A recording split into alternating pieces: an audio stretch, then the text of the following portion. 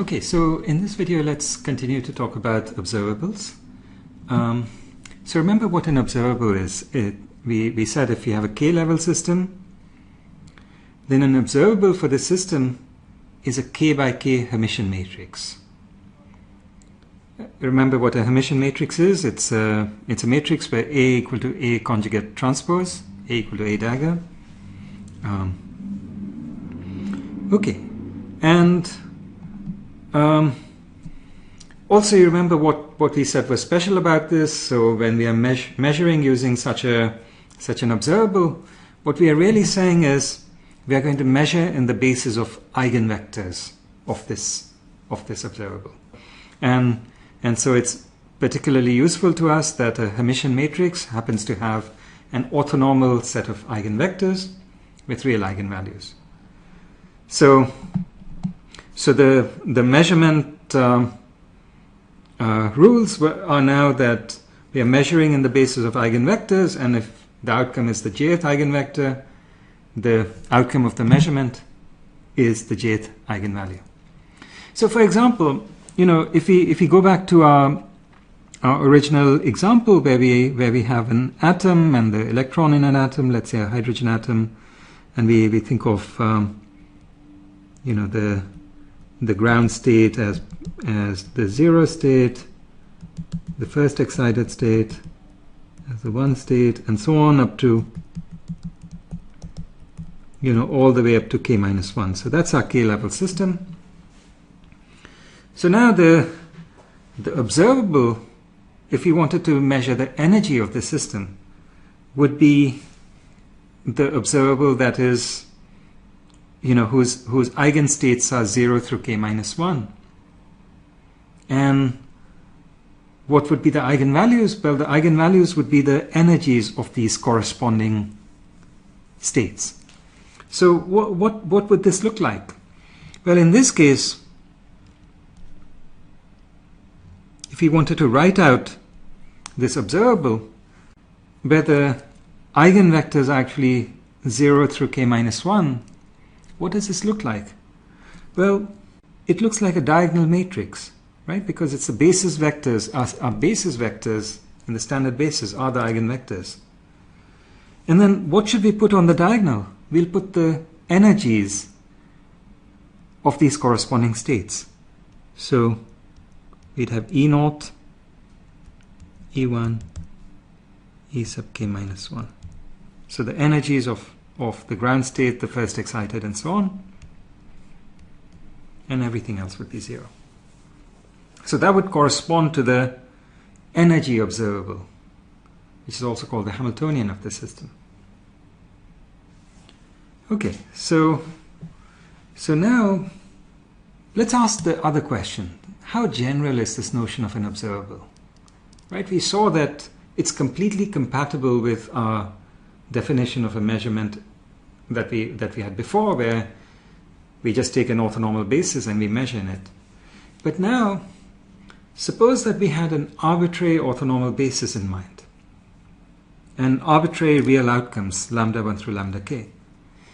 Can we find a Hermitian matrix A which has these eigenvectors and corresponding eigenvalues? Okay, so let's try to work with an example. So suppose that we want our eigenvectors to be plus and minus. This is for a qubit. And we want the corresponding eigenvalues to be 2 and minus 3. So how do we construct a Hermitian matrix A whose eigenvectors are plus minus, eigenvalues 2 and 3? So let's start with trying to make plus an eigenvector. So the idea is let's use the projection matrix, which projects onto the plus state. So you remember what that was? So we look at this matrix, right? You remember what this was? So get plus, that's 1 over square root 2, 1 over square root 2. Bra plus, it's just the conjugate transpose. Everything's real, so we don't have to worry about that. It's just the row vector. And if you multiply it out, you get half, half, half, half. Okay, so this matrix projects onto the plus state. Okay, why is that? Well, if you apply it to a general state psi, what do you get? Well, you get, okay, so let's do it slowly. You get this times psi, which, you know, again, grouping these in a different order just by transitivity, and we get this is the inner product of plus and psi, which is a number. This is equal to plus times inner product of plus and psi. Sorry, and this is a complex number. This is a complex number, so we can move it out front, and so it's just the inner product of plus and psi times plus. Okay, so in particular, if psi equal to plus, then this times psi is just plus, right? So plus is an eigenvector. The plus state is an eigenvector of this matrix with eigenvalue equal to 1. What about if psi equal to minus? Well, if psi equal to minus, you seem to get a multiple of plus, but which multiple? Well, you get the inner product of plus and minus, which is 0. Right? If psi equal to minus, then you get 0 times plus, which is just 0. So minus is also an eigenvector of this matrix with eigenvalue equal to 0. Okay, but remember, we wanted plus to have eigenvalue 2. So we could look at the matrix which is 2 times this. Okay, what's 2 times this? It would be the matrix which is 1, 1, 1, 1. And so you would get this, which is 2 times this inner product. And so now plus is an eigenvector with eigenvalue equal to 2. Similarly, we could make up the projection matrix which projects onto the minus state. Now what's this matrix equal to? It's just 1 over square root 2 minus 1 over square root 2. That's get minus 1 over square root 2 minus 1 over square root 2. Bra minus. Which is what? It's a half, half, minus half, minus half. Okay. And now this is a matrix where minus and plus are both eigenvectors, but minus is an eigenvector with eigenvalue 1, plus is an eigenvector with eigenvalue 0. Again, what we'd like is eigenvalue minus 3, so we could multiply by minus 3.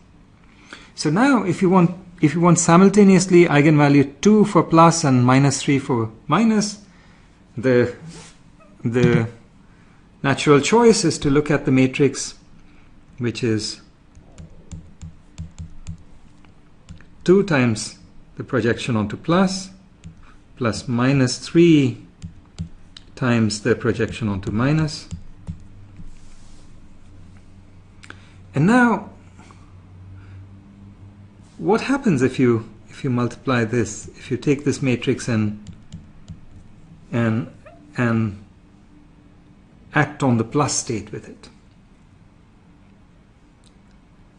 right? So you'll get, for the first term, you'll get plus times 2, and for the second part, you will just get 0. So you get 2 times plus. So plus is an eigenvector with eigenvalue 2. Similarly, minus is an eigenvector with eigenvalue minus 3. And what's the actual matrix? It's actually, let's see, it's 1, 1, 1, 1, and then plus minus 3 times this. So what would it actually end up being? If you work it out, it would be, the matrix would be, you'd get 5 halves here, 5 halves here, and then you get minus 3 halves plus 1, so minus a half, minus a half.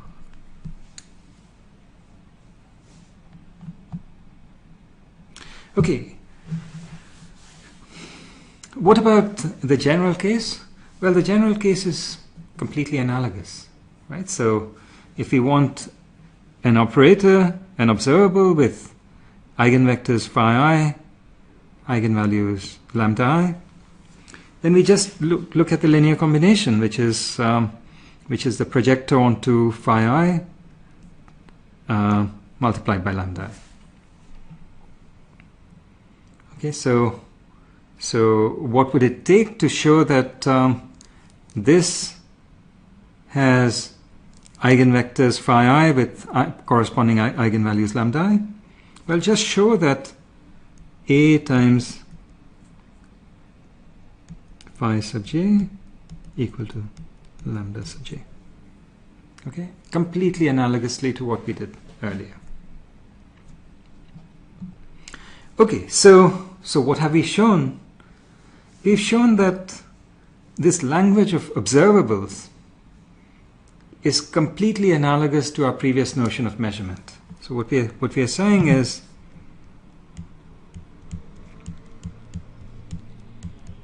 whether we pick an observable A,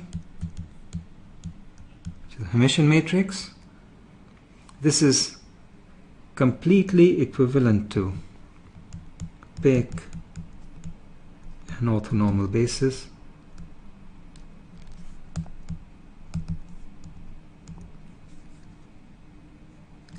of phi sub i's and corresponding measurement outcomes. So what we see on the meter, the deflection of the needle, lambda sub i's.